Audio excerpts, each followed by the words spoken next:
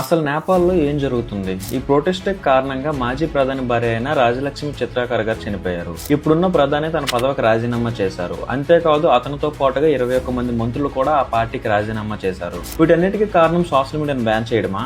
September 4, 2025న Nepal government Facebook, Twitter, YouTube, Snapchat లాంటి 21 social media platforms ని బ్యాన్ చేసింది. అయితే దీనికి వ్యతిరేకంగా అక్కడున్న students and normal peoples Z protest ని స్టార్ట్ చేశారు. దీని వెనుక కారణం వాళ్ళ ఎంటర్టైన్మెంట్ పోతుందని మాత్రం కాదు.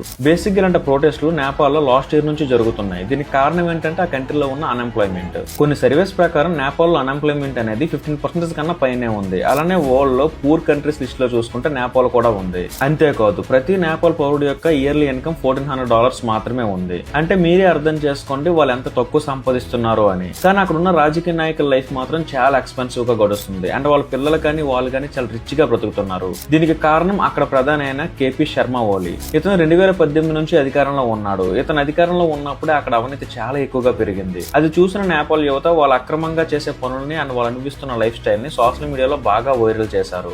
ఇవన్నీ గమనించిన అక్కడ గవర్నమెంట్ వీళ్ళని ఇలానే వదిలిస్తే మన బొక్కలన్నీ బయటపడతారని భయపడి సోషల్ మీడియా ప్లాట్ఫామ్స్ ని బ్యాన్ చేసింది.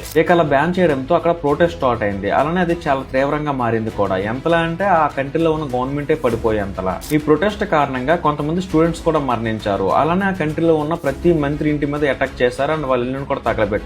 సో కంట్రీలో ఉన్న స్టూడెంట్స్ అండ్ యూత్ తలుచుకుంటే ఆ కంట్రీలో బూడి తప్ప ఇంకేమీ మిగలదని వాళ్ళు ప్రూవ్ చేశారు. కానీ చాలా మంది ఈ ప్రొటెస్ట్ కారణం సోషల్ మీడియాను బ్యాన్ చేయడం అనుకుంటున్నారు. కానీ నిజానికి ఈ ప్రొటెస్ట్ అన్యాయాన్ని ఎదిరించినందుకు స్టార్ట్ అయింది. సో వీడియో చూసాక నేపాల్ యువత చేస్తున్న ఈ పని మీద మీ ఒపీనియన్ కింద కామెంట్ అయితే చేయండి. అలానే ఈ వీడియోని మీ ఫ్రెండ్స్ అండ్ ఫ్యామిలీ మెంబర్స్